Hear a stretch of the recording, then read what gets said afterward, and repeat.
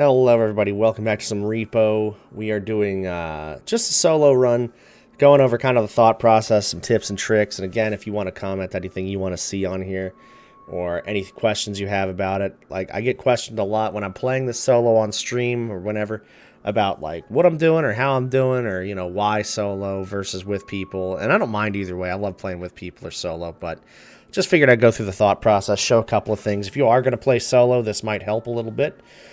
We just went through part 1, which is the first level, kind of, you know, as close to perfection as possible. I would have liked another duck orb, or, you know, if there was a way to kill the clown, which I'm sure there would have been a way to kill the clown, but I like to kind of avoid enemies in the beginning. I know I could have used an item to hit him and damage him, or tumble launch into him a million times, but I'd rather just get the items, get out of there, get in the shop, see what we can grab, and live to fight another day. But essentially, yeah, I took no damage. We didn't break any items, and we farmed duck orbs. So, you know, it was good stuff. But here's the shop. We have no mods, so it's a vanilla shop. There's a lot of weapons and items you can use here. It's all personal preference. I prefer like a shotgun and a tranq gun as my two weapons that I really like. I want to see health packs that are around 10 or 11,000 if I'm going to grab them. Even 11,000 at first might be a little high. Especially with things you want to buy in the shop, I would prefer not to grab these. Just because you could probably... The second level, there's always going to be 2 enemies as well. Unless there's like no big enemy and a bunch of little ones. Because you might get like a pack of gnomes and a big enemy. Or maybe like you get the duck herd where it's like 5 or 6 ducks. And then you don't have like a large enemy on the map. But yeah, usually the first and second level, there's just 2 main enemies. The big guy, and then just a little like kind of annoying, distracting enemy. So at the first shop, health, if you don't buy any, it can come back next time in 2. And you could have both of them be at 4,000. I'm going to just get this one anyway, because health is always nice right away. That'll make sure that I'm not one hit from anything. We have 1 strength. You can always get 0, 1, or 2 of these in the shop. 7,000's a little on the higher side. 8,000's the highest you'll see in the first shop before you buy any strength. It can go down to 5,000. Now, 5,000's rare, but it's great when you get 2 strengths. One's 5,000, one's 6 or 7. I've had it where 2 strengths are 5,000. I've seen that one time in the amount of times I've played. I think you can get up to 3 or 4 speeds. Definitely 4 staminas in the shop. Maybe 3 or 4 crouch rests, and same with like reach. You can get up to 3 of those. The blue boxes, you usually get like 1 of those: tumble wings, a launch, and a jump. You usually don't see doubles of any of those. And I'm sure those amounts could change. There's a couple ways you can play this. You want to see strength. I want to get 4 strength as fast as possible. So you can buy some of these and just leave them in the bus and not actually take them, not use them, and then re-roll your shop. Or you can actually exit the game and come back in, and your shop's going to be completely different. I usually don't play it that way just because when I'm streaming it, it's just like I want to just keep everything as, you know, coherent as possible, and I want to make sure that it's not like I'm going in and out or anything. I just want to play it as straight up as possible. So I never re-roll the shop, but 2,000 for 2 stamina is pretty good.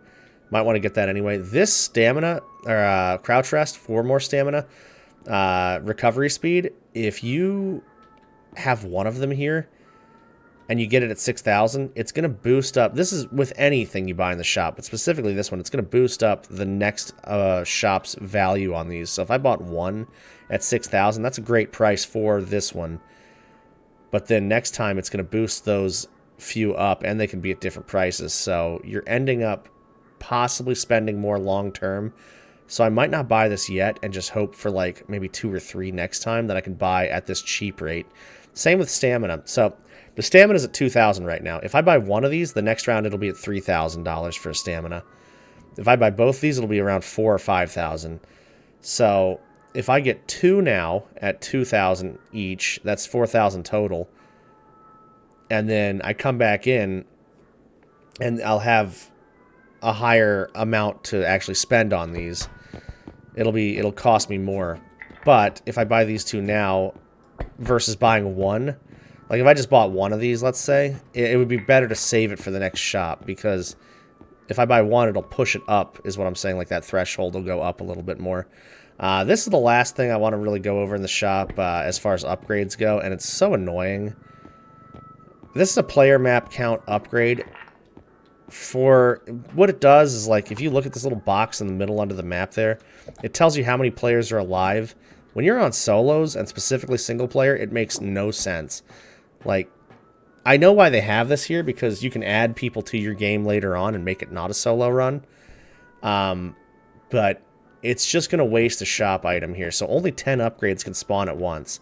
And like I was saying about that stamina, if you buy, you know, a couple of 2,000 staminas right now, and you want to get like a bunch more next time, that player map count might spawn in and actually take away one. So that could have been a second strength. It could have been an extra jump. It could have been all kinds of things, but it's a player map upgrade. So 9,000 is about as cheap as you'll see it, because it goes up to 12,000. So I'm saving $3,000 on this thing, but it's just annoying to have to buy it in general. But you buy it, you use it, you get rid of it, you never have to see it again. And then you can get a full set of 10 different upgrades on here. I like to go to 2 speed and 2 reach, or 3 reach even, when I'm playing this. And here's what I was kind of talking about earlier with the upgrades. So I could buy these this time and not get that player map and just let it spawn in again, chance it, whatever. But I don't need the speed, and it drains your stamina so fast, especially without crouch rest. It's kind of detrimental to even have it at the beginning. The reach is fine. I could get it if I wanted to, but it's not necessary. The only thing that would sway me is I don't have that extra jump. And the extra jump is great for the museum map. So, like, if we get the museum map next, it's a lot of jumping, climbing, and that kind of thing. You can do it all without jumps, and if we get it, I'll show you. But range helps a lot on that map, so just one of those things. I think I'm just going to save the money, though, and just hope for a better shop next time. This wasn't a bad shop, but it wasn't a great one either. Like I say, the big win we have is the health, even though it's a little expensive. It's $1,000 more than a cheap $4,000 health would be. And strength, 7,000. We saved a little bit there because it's usually 8,000. But if we just bank that money and save it for the next round, hopefully we get a good map again. Maybe the station. That would be really nice, and we can hopefully get, you know, a gun or something in the next shop. But we'll go on to this one. Do this. I usually try to be as perfect as possible on the second run as well, because like I say, there's only one big enemy typically and one small one, so it's still easy to get around. It's still not a problem. Oh, actually, also, what I was talking about with the leaving items in here, if I bought those staminas and speeds and stuff, I wouldn't take them. I'd just leave them in here. That way, instead of a max of 4 being able to spawn for each of those in the shop, since I have 2 out already, only 2 can possibly spawn in there. So if you want to, like, kind of manipulate your shop, you can buy, like, 4 speeds or 4 staminas or whatever, and just kind of set them up here, and then you won't have that thing cluttering up your shop. I'm not sure how much that works anymore, because I know that's kind of been a thing for a while, and it changes here and there, but it does kind of work still. So, you know, play around with it, see what happens, but I prefer to just kind of play it as straight as possible, like I say. You know, whatever they give me, I just roll with. It's kind of like gambling, which I don't condone gambling, even though I've done it, but you know what I mean? Like, it's that rush. It's that, oh, what am I going to get? Okay, so we got a diamond up there. Nice and easy. Just be careful, you're better with spatial awareness than I am. I seem to hit items all over the place when I am walking through Headman Manor. I just cannot tell where walls are or anything usually. Oh, there's the hunter. The cart acts as an extension of you. So if you touch the hunter with the cart while you're holding the cart, he will just shoot you. Or your cart. Now, he's so silent. He does this little humming thing, so it's kind of, like, good to listen out for him, but he is my arch nemesis. I did a ranking of all the enemies in Repo, and I put the robe at number 1 as most difficult for me, but I get killed by the hunter more than any other enemy. Like, I hate the robe, and it's a silent killer. It's another 100 damage. Like, this guy will do 100 damage to you when he shoots you, but man, the robe is just kind of more terrifying than as deadly as this hunter is. What I like to do, I hate the hunter on Headman Manor because the doors are just so, they aren't as telling as doors in other maps. It's like you can really hear the doors in some of the other maps. But I like to close the doors behind me. He can't see you, but he can hear you from like a mile away. And so I'll close the doors in hopes that when he opens them or comes through them, I'll be able to hear him open the door before I actually see him. And like I say, you won't really hear him walking around. So he can hear you tap an item on the ground. He can hear you pull items out of your, like your 1, 2, and 3 spots. So if you ever have a gun on you or something and you want to pull it out, make sure you're around a corner. Oh, here he comes. See? That's what I'm talking about. I couldn't actually hear him walking, but I heard him open that door that I closed. And that also helps because if he hears you in another room but you have the door closed, he'll shoot the door. And the door will impact or absorb the impact. Now, what usually gets me killed with the hunter is that I have no patience. I talk about it all the time. I usually run through these places. I usually get through them pretty quick. But that'll kill you every time, running around a hunter. So he is like my nemesis because of that. We're going to try to slide on in here. The other thing that really is tough about the hunter is he can actually, like, move. Like, he will really move. He doesn't seem fast. And he's not super fast when he's around you, but there's, like, plenty of times when you're going towards your extraction at the end of a run, and the hunter's at one side of the map, and you're just running down the other side, you'll turn around, and he'll just be right there anyway. He tends to teleport more than any of the other ones, because they can despawn and respawn.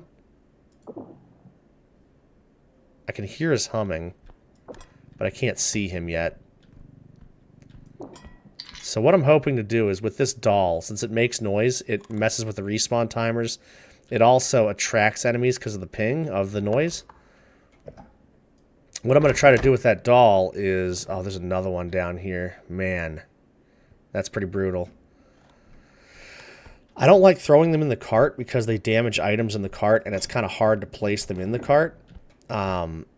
So what I'm going to try to do is walk it back to the extraction, but at least one of them. One of them I might throw in the cart. Oh my god, you've got to be kidding. Like I say, they're awful because they make noise. So they mess with the respawn timers and attract enemies, but also they do damage to you. They do damage to, you know, items in the cart, all kinds of stuff. So it's really just not a good situation. They're worth a good amount. So, you know, it's nice to throw them in the extraction and whatnot. Also, what did I put in the... Oh, the radio. I was like, I don't remember putting something in the radio. A nice large item, just kind of get out of the way.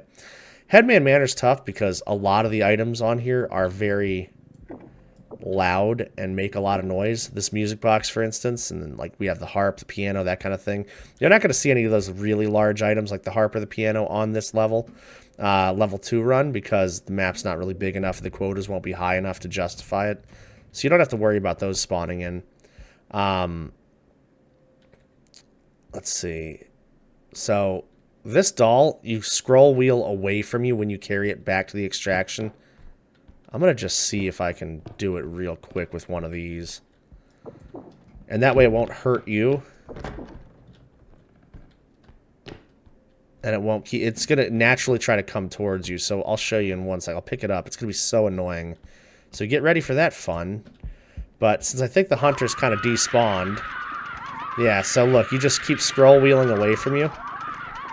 And she will stay far away. You can just walk her back to the extraction. Now, she is making a lot of noise. She will attract the hunter if he is around. But, yeah, that's kind of what you got to do here. The other thing that's tough about the doll is you can't really stage her in front of the extraction. So, like, I like to put a lot of big items in front, and I can just throw them in. But since she moves around like that, it's tough to actually get her to stay put and then without damaging her. So, I'm really not gentle with these dolls. A lot of times I'll throw them around and just get them in there because they're so frustrating. Music box will always have you, like, swing around. You can correct it with your mouse. Oh, that's the first damage we've done to any item the whole time, and it's because of this freaking music box. But yeah, you can kind of mouse this way. Oh, here comes the hunter. Yeah, he's attracted by the noise, so we made so much noise down here. If he touches me, too, look at that. He knocks her over and shoots her. Yeah, it's real nice, man. Oh, I think he just knocked my music box out, too. That's real bad right in the corner there. Because it wasn't fully in the cart. Ah, it's so tough. I don't know what the small enemy is. It might be a... It might be a spewer or an eye, because I haven't really seen them around. Yeah, there's my music box down there, unfortunately. So what I can do is just kind of close this. Well, I thought I could. This is open. Nope. That door is probably broken. That's tough. Alright, so since we've broken some items now, I'm just going to try to lay her in there. I hear the guy coming back. There he is. Yeah, it's kind of a tough area to be in right now. We got her in the cart, though. You can use the walls. She'll take a little damage, but you can use the walls to, like, kind of bank her into the cart, you know what I mean? And center everything. I really wish I could have got that music box into the cart. A lot of times I'll actually just let it spin me around, and by the time I'm over this again, just kind of let the momentum carry it into the cart. So, like, let's say I'm spinning around with it. By the time I'm back at the cart, once you're, like, even with the cart here, like this, let it go, and it'll just keep going into the thing. It'll just keep going right into the cart.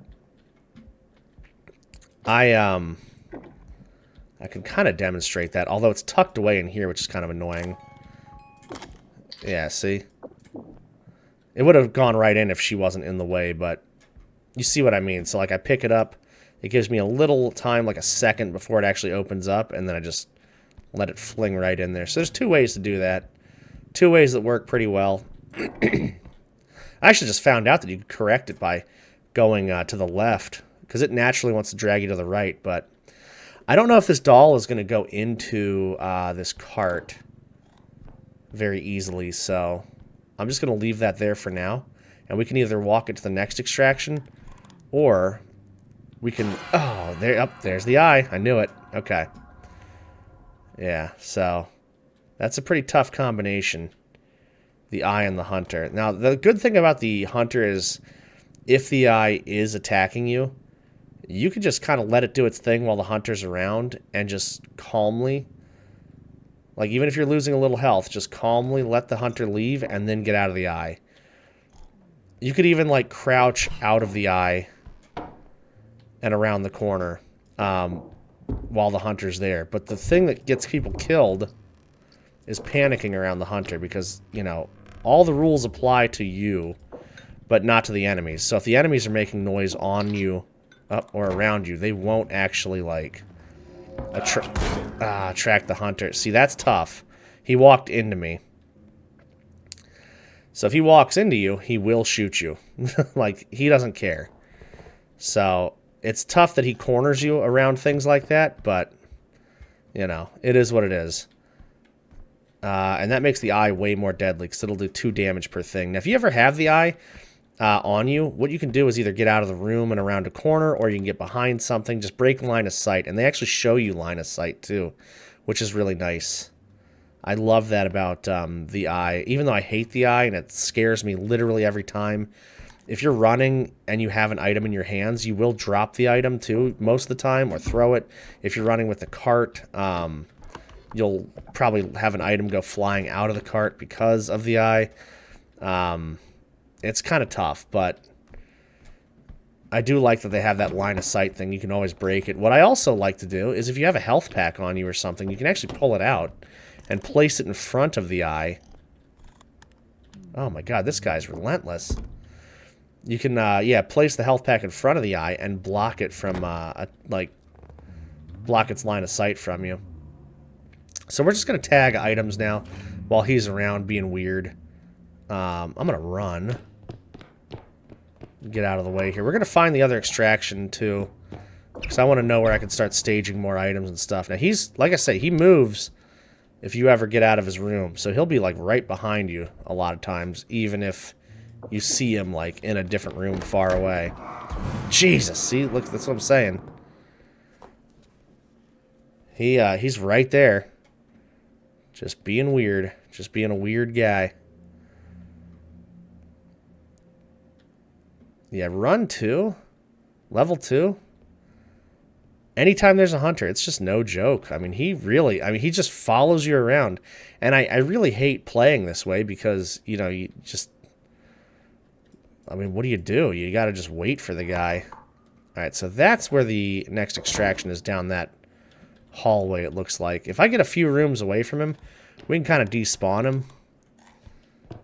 And then I'll be able to move around a little bit. But that's what gets me killed more than anything, is once we despawn him, he can literally just respawn whenever, wherever he wants to.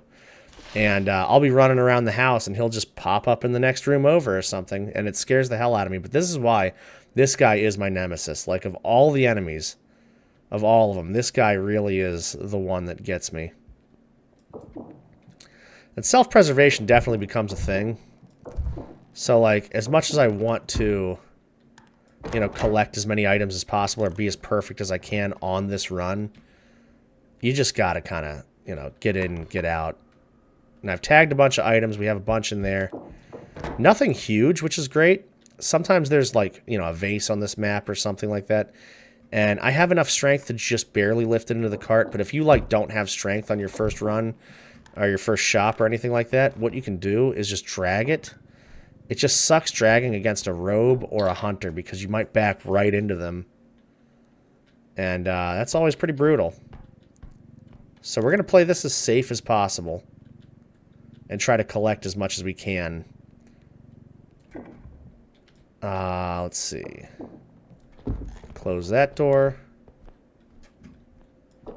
Close this door. And now we have at least a little bit of a safety net here. We'll hear the door open, or the hunter will shoot the door if he hears me first. This is usually a pretty good room to have things behind doors and stuff. Check everything. Sometimes, you know, you'll open a door and it'll be spawning behind there, just like in that that last map we did. I think what we'll do is just quickly extract this stuff and walk that other doll towards the new extraction, because it is just down that hallway. We're running out of space in the cart, but not too bad. Also, if you ever find yourself with the eye, you can always get behind the cart too. And the cart actually acts as a shield from the eye. The only problem is walking the cart safely in the room like this with the hunter is that you can't really see around it. So peek into each room. Listen for the hum.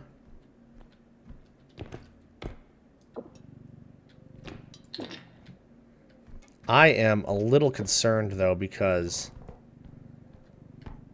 like I said, I think he's despawned, but that means that any room is just potentially him, you know, behind me or whatever. Oh, that door. Yeah, so we're going to keep that door shut. If you want to shut the doors, it's kind of tricky, actually. It's weird. You can just, like, just fling them and let them go. And don't try to, like, line it up. If you try to line it up, you'll almost never get the door shut. Like, if you hand line it up. I don't know why that is, but it always counts as you opening or closing the door. Whereas if you just let it go, it'll count it as closing. It's very strange. It doesn't work like that with lockers, unfortunately. Lockers are like my nemesis. Doors in general are my nemesis in this game. Okay. Just gonna get in there. Alright, so I think what we'll do... We've seen most of the rooms. I don't have anything else tagged on here. I'm going to try to extract this stuff as safely as possible. And, let's see where we at. Yeah, there we go. Yeah, that 20 health. That's why that health is so important. Like I say, you know, before I got that health pack, I was literally 1 hit from the robe, from a clown laser, 2 hit from a headman, 1 hit from a hunter. But getting that health pack makes me 2 or 3 hits before I died. Before I'm died, yeah, that's the one.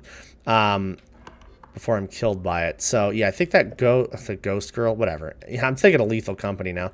The doll is the last thing I need to extract as far... I mean, I didn't do a thorough sweep, but it is what it is. This is guaranteed to attract the hunter. Like, anytime you extract, it shortens the respawn timer. And, it'll bring him right to us because it sends a ping out to... Yep, there he is. It sends a ping out. Now, what I love to see is when the hunter actually walks into the extraction and gets crushed by it. Because any of these, like extractions, can crush and kill the enemies when they go in there. So a fun thing is if the hunter is just kind of hanging around, hit the extraction and then just get out of the way. He'll walk right up to it. And he might start firing or going crazy in there, but he will get crushed by it. So I want to make sure that I don't do anything crazy. He's going that way, so I'm going to take this now. And we can kind of sprint down. Yeah, there he goes. Just sprint down here. We saw him out of the corner of our eyes there. Like I say, it might not even be worth getting the girl doll in here. She's a lot of money, but the risk of it all. Self-preservation definitely becomes a thing. Now, we've sprinted enough where he probably won't be too close to us, but like I say, he could be hot on your tail without even knowing.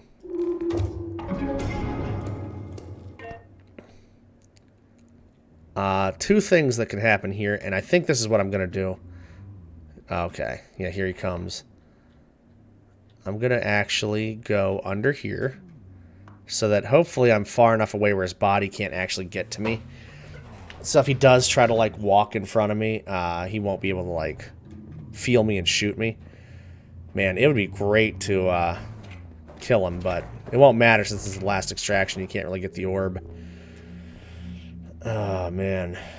Yeah, so he's just going to follow you around. I really hate his new tracking stuff.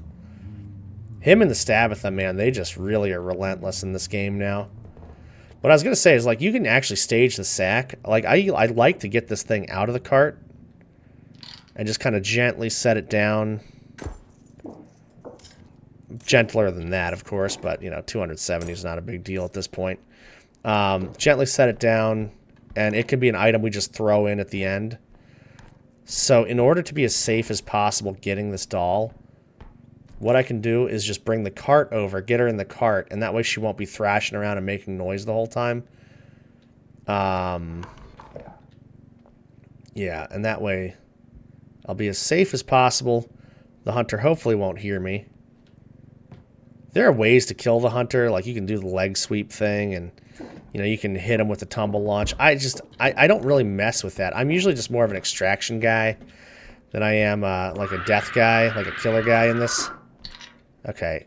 Yeah, she always ends up going the wrong way, too. She's always, like, sideways when I want her to be, like, you know, front to back. Yep, okay, here he comes. So I gotta let that go. I just gotta let that go and move. Because if he touches that cart, like I say, it's gonna be an extension of me, and he's gonna try to kill me. Pull this back a little bit and open the door this way. I don't want to get, like, this jam. I don't want to get jammed up with him, but we can take this. Now, here's the thing. The eye has been gone for a while, so what usually happens is the eye will spawn at the last place you want it to, which is right by the truck, you know? Alright, so we can throw this in there. And this. What I usually like to do is get my stamina back and then extract. That way I can just run as soon as I put it in there, crouch rest, get my stamina back again, and then keep running. But with this enemy set, you just shouldn't run. You have to be as careful as possible going back and forth. It's just like a death sentence to sprint, because you'll end up running into the hunter and he'll just shoot you, or the eye will catch you anyway, so it's just kind of like be as careful as possible getting back there. Luckily, this Headman Manor was pretty much a big, like, square with a couple little offshoot rooms. It's a nice 2 extraction. Sometimes Headman Manor 2 extractions are pretty good, though, because it's a linear path. you just get like, okay, you know, one extraction at the very back and one at the very front. And that's always pretty nice to deal with because, you know, it's just easier to collect the items that way. All right, so he went that way. I can probably get in here. The eye usually spawns... I don't know, the eye just said it didn't want any part in this one, I guess, so that's fine. We got to experience it, now we get to get the hell out of here. The good thing about this enemy set, too, is that it just doesn't matter. If you're in the bus, just hide, don't make a sound, don't move, and you're good to go. Doesn't matter if it's doing that trolley thing or not. So we'll check our shop next time, set ourselves up for our part 3. And, yeah, there's a lot of information. If you guys have any questions about it or anything else you want to go over, you can always, you know, like I say, comment on it. I'll go over stuff I can with you. Like I said, I'm just showing you kind of how I've been running things, the thought process, and, like, you know, where I'm at with repo in general. Solo runs are a lot of fun, but they can definitely be very intimidating. But yeah, try it out, see what you guys got going on, and I'll see you in the next one. Please take it easy. Have a good one, y'all.